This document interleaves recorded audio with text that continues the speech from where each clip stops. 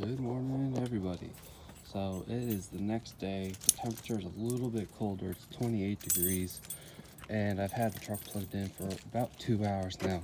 Let's see if it makes a difference when it comes to starting it.